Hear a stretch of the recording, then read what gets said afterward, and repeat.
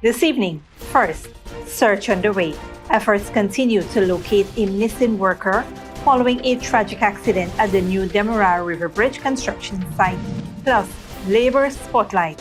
Minister of Labor Joseph Hamilton addresses brain drain concerns, highlighting the return of hundreds of professionals to Guyana and efforts to combat child labor. Also, motorcycle safety alert. The traffic headquarters issues a call to motorcyclists, urging them to prioritize safety on the roadways. And courtroom drama. A young mother of two pleads guilty to assaulting a woman over a suspected love triangle. Hear what the magistrate had to say. Finally, Maduro's third term. Amid claims of election fraud and calls for protest, Nicolas Maduro prepares to begin another term as Venezuela's president. Stay tuned for these stories and more coming up next on Headline News Update. Welcome to this broadcast of Channel 2's Headline News Update for January 9th, 2025. I am Bibi Bacchus. Thank you for joining us. First up, tragedy struck at the new Demerara River Bridge construction site last evening when a worker fell into the river and remains missing. More from Malcolm Carter. A worker has gone missing after an accident at the new Demerara River Bridge construction site last evening. Minister of Home Affairs Robinson Ben visited the bridge construction today following the incident where a worker reportedly fell into the river. The accident occurred on Wednesday evening around 8:20 p.m. during rigging operations at Pier 34. The missing worker, a Chinese national employed by the contractor, was offloading materials from a barge when he fell overboard and was swept downstream by swift currents. The company's emergency response team initiated immediate search and rescue operations with assistance from the Coast Guard and police units on night patrol in the area. Despite extensive efforts throughout the night, including deploying a diver, the worker was not found. The Ministry of Home Affairs and the Occupational Health and Safety Department are conducting thorough investigations into the incident. Minister Ben personally monitored search operations, offering condolences to the worker's family and emphasizing transparency in the investigation. The search will continue until the worker is found. Updates will follow as more information becomes available. For more headline news updates, Malcolm Carter. Thanks, Malcolm. The traffic headquarters of the Ghana Police Force is calling for motorcyclists to be cautious on the roadways. Motorcyclists are urged to take these immediate steps to ensure safety. Always wear a full-face helmet and ensure any pillion rider does the same. Avoid reckless driving, observe traffic rules, and respect other road users. Overtake only when it is safe to do so. Use appropriate lights and reflective gears when riding in groups or at night, and refrain from stunts or dangerous maneuvers on public roads. The traffic headquarters reminds motorcyclists that their actions define their character. They should shed their recklessness and embrace responsibility. Motorcyclists are urged to use the roadways responsibly, not only for their own safety, but also for the safety and well-being of other road users, hence contributing to a safer road environment. In other news, a young mother of two faces the court after confrontation turned violent outside her home last month. Malcolm Carter has more on this story. A 21-year-old mother of two, Javasha Gonzalez, appeared at the Georgetown Magistrates Court on Wednesday charged with assaulting another woman, Alicia Myers, outside her home on Hatfield Street, Lodge, Georgetown. The incident occurred on November 12, 2024, after Gonzalez confronted Myers, who claimed to have a relationship with Gonzalez's partner. Gonzalez pleaded guilty and explained that she felt disrespected when Myers arrived at her gate calling for her spouse. Myers, however, stated she was returning a toolbox to Gonzalez's partner and had briefly spoken with him in the car before the confrontation. According to Myers, Gonzalez approached the vehicle, wielded a piece of wood, and punched her in the face.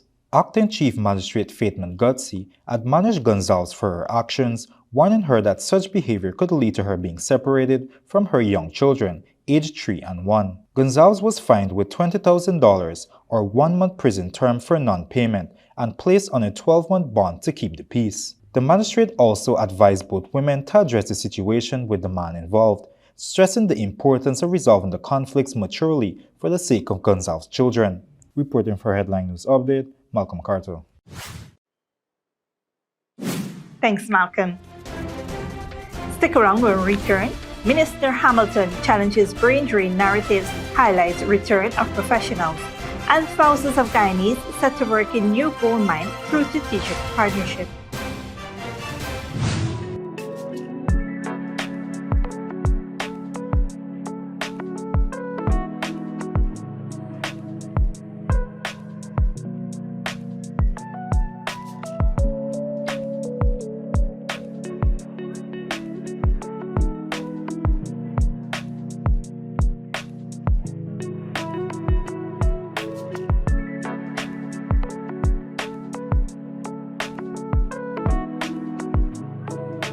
Good girl forget things. What's the problem, Granny? I want money for borrow for those surgery. I was dancing and I fall and fracture my hip. If you need some quick money, you should check Lender's Jewelry and Pawn Shop. Lender's Jewelry and Pawn Shop, Lot 238 South Road Border, Georgetown. Get jewelry made to order in just 72 hours. We also accept vehicles. Lender's, best rates, longest payback period. Boys, I get through. Plus, I could dance again. Lender's Jewelry and Pawn Shop. Furnishing your home or office has never been easier. Here at Kissoon's, our inventory of locally made and imported furniture, offered at amazing prices, will leave you wanting more. From vinyl, floor rugs and carpets, bedroom, dining and living room sets, mattresses, pillows, office desk, chairs and filing cabinets, outdoor benches and tables. We have a piece of furniture for every room imaginable in your home or office. Check out our flagship store at Industrial Site Rijnveld or one of our branches in New Amsterdam, Port Morant, Riverton and Camp Street. Kissoon's Furniture, furnishing homes for over 50 years. Sneakily with a gift of sight from Modern Optical Services. Let our professional team examine and prescribe what's best for your eyes. Our smiles make fashionable faces. See us for a full line of optical services, including brand name and prescription eyewear.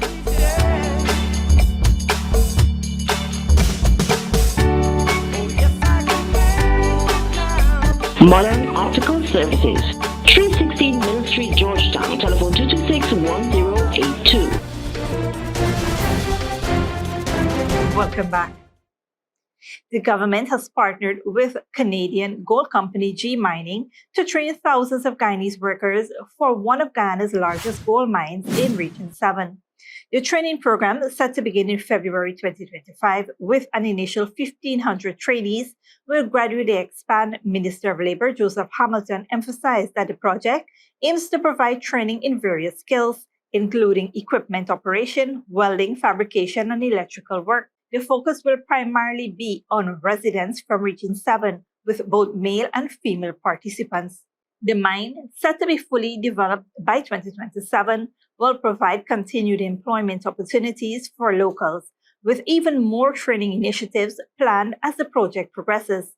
Minister Hamilton highlighted that the partnership will strengthen Guyana's mining sector while prioritizing environmental sustainability. G Mining, having acquired Reunion Gold Mines, is poised to establish one of the largest gold mining operations in the country. The government's policies to ensure that foreign companies contribute to local employment and skills development have been instrumental in securing these opportunities for Guyanese workers. The Bartica facility will serve as the primary training hub for future employees of the mining center. Moving on, the Ministry of Labour hosted its annual year-end conference on Tuesday, where key national issues took center stage. Malcolm Carter has more details. On Tuesday morning, the Ministry of Labour held its annual year-end conference, where Minister of Labour Joseph Hamilton addressed several pressing issues. He criticized ongoing discussions about brain drain, emphasizing the need for factual data to guide these conversations. We cannot have a conversation about brain drain until and unless we have the numbers on the table, definitive numbers. Minister Hamilton highlighted the return of hundreds of Guyanese professionals and noted that brain drain is a global issue, further saying that Guyana is not unique in experiencing a brain drain, as it is a global phenomenon faced by many countries, especially in the CARICOM. Despite this, the minister pointed out the often overlooked reality that hundreds of professionals are returning to Guyana to contribute to its development, challenging the narrative of a one-way talent exodus. somehow this conversation twists itself to suggest that because of who is in power, and I'm speaking frankly here, people are leaving here. Whilst people are leaving, people are coming. And this government will not put limitations on people to travel. It's a free country. People want to travel. Furthermore, he underscored the government's commitment to creating opportunities that incentivize citizens to stay and return, such as its ongoing efforts to make education free of cost. The government is doing everything possible to make education available to every citizen free of cost. We have not moved away from that. For that matter, we have added to what we have had in the past. This initiative is seen as a long-term investment in human capital and the country's future workforce. Additionally, the Ministry of Labor has been tackling other critical issues, including child labor. Primarily in the Palm River on these coconut plantations. We witness child labor. I can tell you now, in our visits now, that is not there, happening there anymore. So we have made a lot of progress in this regard as regards the issue of child labor. Minister Hamilton stated that over the past few years, the ministry's efforts in addressing issues brought forth have been commendable, showcasing its dedication to ensuring safe and equitable work conditions for all. Reporter for Headline News Update, Malcolm Carter. Thanks, Malcolm.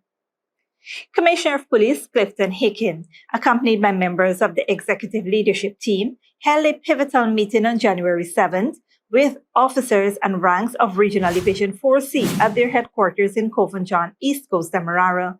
The meeting focused on upholding high standards of punctuality, appearance, and professionalism within the Ghana Police Force as the country faces significant infrastructural growth and prepares for upcoming general elections. Commissioner Hickens stressed the importance of proper dress codes, accountability, integrity, and warning against corruption and misconduct. He mandated that body cameras be used during traffic stops to enhance transparency. Highlighting progress in police-community relations, Hickens urged officers to strengthen partnership with the public, emphasizing the force's ongoing transformation under its 2022-2026 strategic plan. The deputy commissioners echoed Hickens' call for unity and professional development. This initiative aims to bolster the Ghana Police Force's efficiency and credibility, ensuring a strong foundation for the challenges ahead in 2025. Don't go away after the break. Trump's threats to control Greenland. EU says it won't allow attacks on sovereign borders. And over 5,000 killed by gang violence in Haiti last year.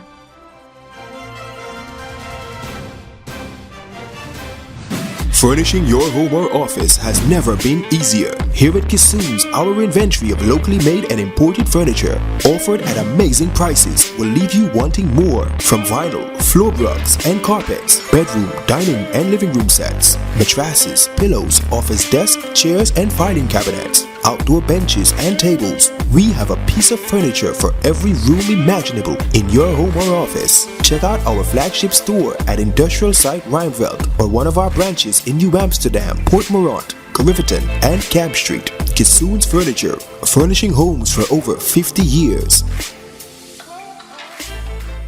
Sneakily with a gift of sight from Modern Optical Services. Let our professional team examine and prescribe what's best for your eyes. How smiles make fashionable faces. See us for a full line of optical services, including brand name and prescription eyewear.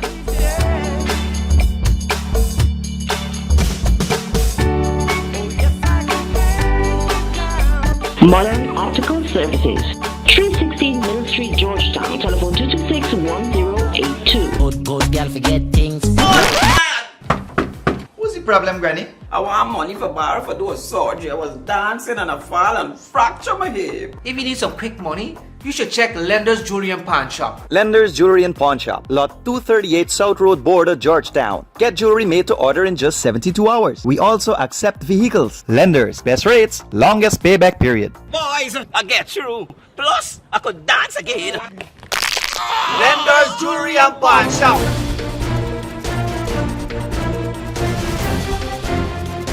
Welcome back. Now we take a look at what's happening in the region and around the world. Good evening. I'm Malcolm Carter, and welcome to our regional and international news segment, keeping you informed and up to date with the trending news stories from around the world. In the Caribbean, the UN reported over 5,600 deaths in Haiti due to gang violence in 2024, with rising kidnappings and injuries. UN High Commissioner Volker Turk urged nations to halt deportation to Haiti, citing extreme insecurity and human rights violations. He emphasized the need for international support to address systemic corruption and inequality, strengthen rules of law, and enforce arms embargoes. The multinational security support mission now has 590 personnel aiding Haiti's police efforts. We now turn our attention to South America, where Nicolas Maduro is set to begin a third term as Venezuela's president on Friday. That's despite opposition claims that Edmundo Gonzalez won July's election. And rivals are calling for mass protests against Maduro, who has been in power since 2013. Al Jazeera's Alessandro Rampietti reports. Opposition leader Maria Corina Machado is vowing to make her first public appearance in many months. Speaking from an undisclosed location, she's urging her supporters to take to the streets on Thursday ahead of President Nicolás Maduro's controversial third inauguration, and assured them she would also be there. I wouldn't miss this day for the world. It's a historic day. It's a day in which all Venezuelans want to be part of. It's a day that we will tell our grandchildren about. I received a mandate in the primaries and a commitment to never ever abandon the Venezuelans. Machado has been in hiding since August, a month after the disputed presidential elections, which the opposition candidate Edmundo González says he overwhelmingly won. But the race was called in favor of incumbent President Nicolás Maduro without presenting any verifiable voting tallies. The elections were followed by a heavy government crackdown and a wave of political detentions. González, who fled to Spain, has been on a tour to garner international support for a democratic transition in Venezuela and promises he will return to be sworn in. After meeting with President Joe Biden and other U.S. officials in Washington, on Tuesday he left for Panama, revealing that his son-in-law was kidnapped by masked men in Caracas. Venezuelan Interior Minister says González will be arrested if he attempts to re-enter the country. If Edmundo González Urrutia sets foot in Venezuela, he will be arrested and tried by the Venezuelan justice system. And those who come with him will also be arrested. Meanwhile, the government has increased military presence in Caracas and called for a counter-protest on Thursday. Venezuelans say the situation is unpredictable. If it's Maduro, I don't really care because it's something we already expected, of course. But if Edmundo is sworn in, well, that would be nice. But really both options don't really matter to me because we need to be neutral given the situation. Despite the rising tensions and international pressure, many Venezuelans remain skeptical that González will return anytime soon and are preparing for another 6 years under a defiant Nicolás Maduro. Alessandro Rampietti, Al Jazeera. France has warned US President-elect Donald Trump that the European Union will not allow other nations to threaten its sovereignty borders. Trump has repeatedly expressed a desire for the US to gain control of Greenland. Al Jazeera's Dominic Kane reports. On the surface, Greenland has vast amounts of ice, under which lie valuable natural resources in terms of oil, gas and rare earths. But for the incoming US president, its strategic location is paramount. Well, we need Greenland for national security purposes. I've been told that for a long time, long before I even ran. I mean, people have been talking about it for a long time. You have approximately 45,000 people there. People really don't even know if Denmark has any legal right to it. The Danish government is adamant it does.